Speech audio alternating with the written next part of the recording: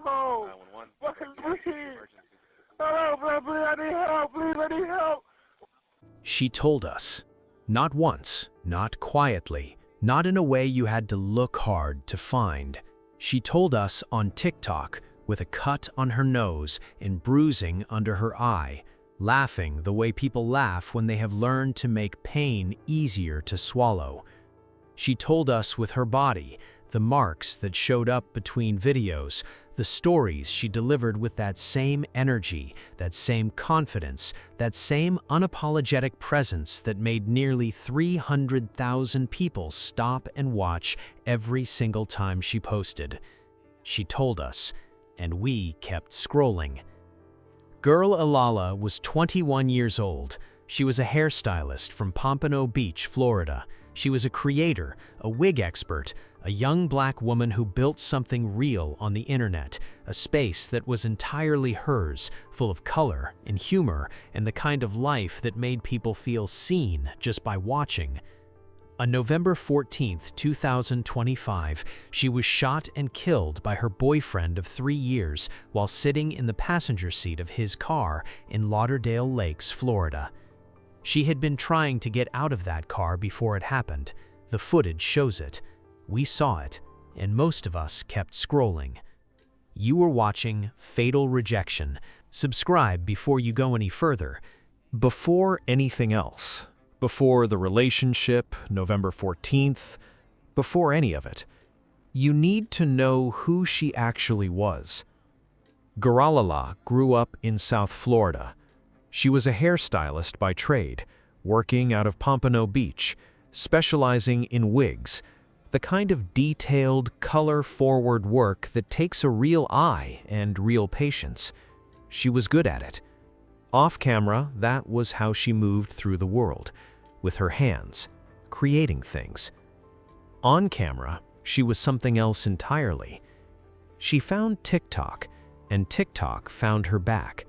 She rapped along to her favorite songs, particularly tracks by City Girls rapper JT, whose music she genuinely loved and who loved her back publicly. She did transformation videos. She showed off her wigs. She let people into her day, a movie outing with her little brother, a food review, a casual Publix run. The small, ordinary things that make a person feel real on a screen, rather than performed. And she was funny, not in a rehearsed way, in the way that comes from someone who has genuinely figured out how to be comfortable in their own skin and wants everyone else to feel the same. She was, in the words of the people who loved her after she was gone, the first person like her that many of her followers had ever actually met. Not the first they had seen, the first they had met. There is a difference. Meeting someone means you know what they sound like when they laugh, you know what they love, you know that their life is full. Guralala's life was full. She had nearly 300,000 followers on TikTok and over 43,000 on Instagram. Her community was loud, loyal, and had followed her through the good videos and the harder ones. Her aunt, Jazz Lazayan, stood at her memorial in Pompano Beach on December 5th and said, "We hope to keep her name alive. I can't believe we're at a funeral." Neither can we, because here is the thing that nobody who watched her videos can say with a completely clean conscience. We saw who she was. We also saw what was being done to her. And the line between those two things got blurry in a way it never should have. Guralala and Shanoid White Jr. had been together for 3 years.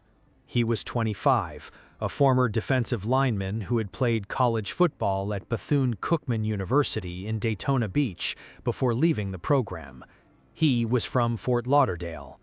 By November 2025, he was living in Lauderdale Lakes, just across the county from where Guralala was building her life in Pompano Beach. Friends and family described their relationship as tumultuous. Guralala described it herself, from the inside, with a camera in her face and her followers watching in real time. She posted videos with cuts on her face, bruising under her eye. She talked about their fights with the same delivery she used for everything: direct, unfiltered, funny in the way that people get funny when they need the people watching to stay with them rather than panic. Her followers watched. Some laughed, some sent love, some commented. The algorithm moved the content along. This was not a hidden relationship. It was not a secret. It was documented by her on her platform for her audience in real time. JT said it plainly after Gurlala died. Stop laughing at domestic content. Sometimes we scroll and joke about very serious things because the person telling the story delivers it funny, but nothing is funny about a domestic violence story. She was right, and here is the part that sits heaviest. November 14, 2025 was not the first time Shanoid White Jr. had done something like this to someone. It was just the first time anyone outside Gurlala's circle had been forced to pay attention. In November 2022, 3 years before Gurlala died, Shanoid White Jr. was arrested for domestic violence in Broward County. The victim in that case was not Gurlala. That has been confirmed, but what the arrest record shows is a man who physically and maliciously battered someone he was in a relationship with multiple times. Not once, multiple times. That victim declined to move forward with the case. The charge did not result in a conviction. White walked away from it. He kept his life intact, and the record of what he had done sat in a Broward County database where it would stay until a homicide investigation forced someone to go looking for it. Here is what that means in plain language. Gurlala was 21 years old. The man charged with killing her had a documented history of violence against an intimate partner that predated their entire relationship. That record existed. It did not protect her. There are nearly 200,000 people who followed Gurlala on TikTok. There are friends and family members who knew how hard the relationship was. There are videos on the internet, still findable, still there, of Gurlala describing what he put her through with the kind of exhausted familiarity that only comes from saying something so many times it stops feeling urgent to say. Nobody stopped it. That is not blame placed on any single person. It is not blame placed on her followers or her family or anyone in isolation.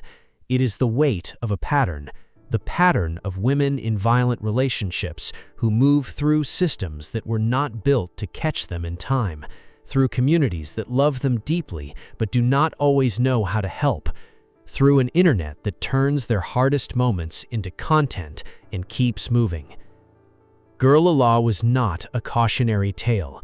She was a person who needed someone to take her seriously before November 14th. That is the difference between her being here and her not being here. She had already argued with him earlier that day. According to White's own statement to detectives, they had gotten into multiple arguments on November 14th, before the one that ended everything. He told investigators that fighting was not unusual for them.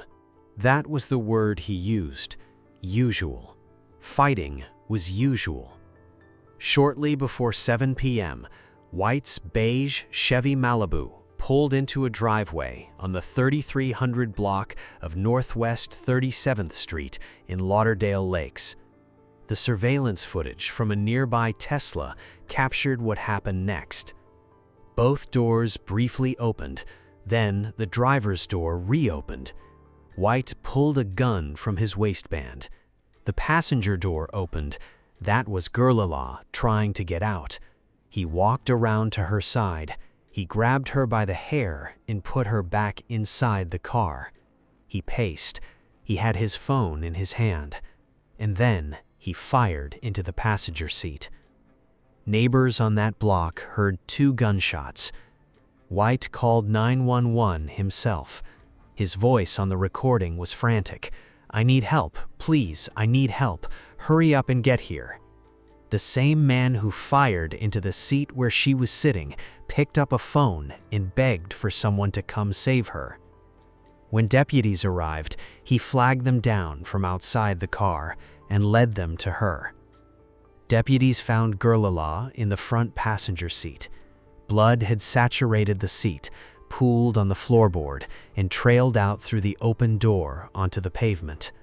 A holstered 9mm handgun was recovered behind the front passenger seat. 2 9mm shell casings were collected nearby. Gurlala was transported to Broward Health Medical Center. She was pronounced dead at 21 years old.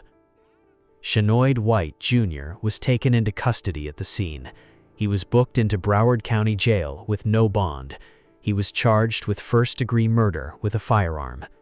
He initially told investigators the gun went off during a fight over the firearm.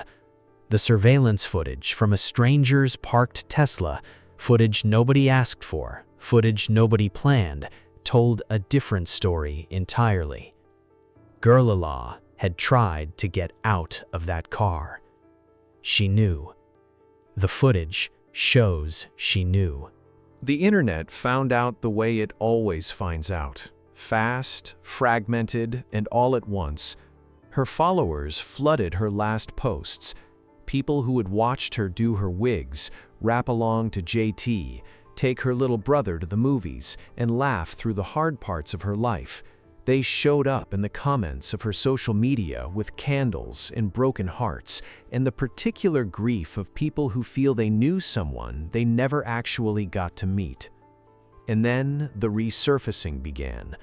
Old videos, old clips, the ones where the bruising was visible, the ones where she talked about their fights in that familiar, almost casual way, the ones where the signs were there, plainly, publicly, undeniably there, and had been filed away as content rather than crisis.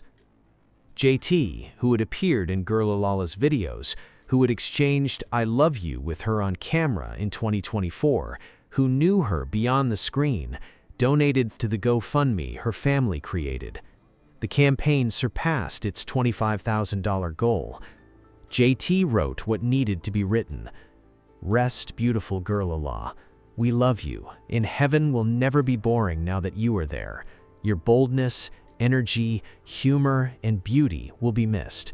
You never missed a chance to show me love, and for that I'm forever grateful. I'm sorry this happened to you." On December 5th, the Pompano Beach community gathered for her memorial. A digital billboard outside looped images of Gurlala in her colorful wigs, in her element, in the life she built. Her aunt, Jazz Lazan, stood before everyone who came and said what most of them were feeling. "We hope to keep her name alive. I can't believe we're at a funeral." She was 21 years old. She told us what was happening, and she still ended up at a funeral before her community could end up at a courtroom.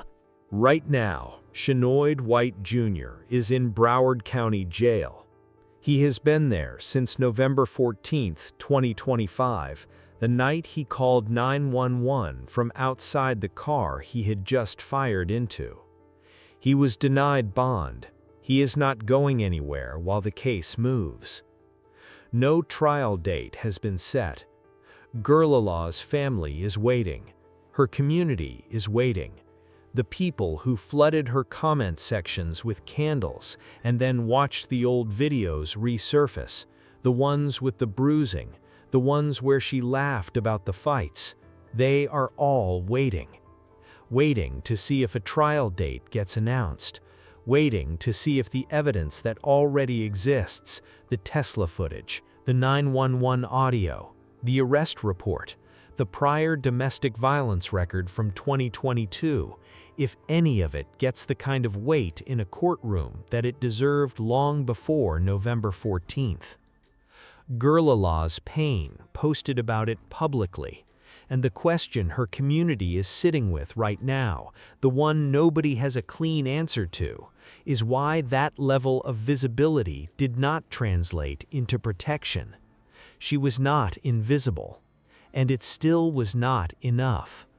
That is the part of this story that does not resolve when the charges are filed or the bond is denied. It just sits there, heavy and unfinished. Gurlalah's case is still open. Shinoid White Jr. has not stood trial. When he does, fatal rejection will be there. Hit subscribe so you do not miss it. And before you leave, do one thing. Say her name in the comments. Not a reaction, not an emoji. Her name. Gurlalah. Say it like it matters, because it does.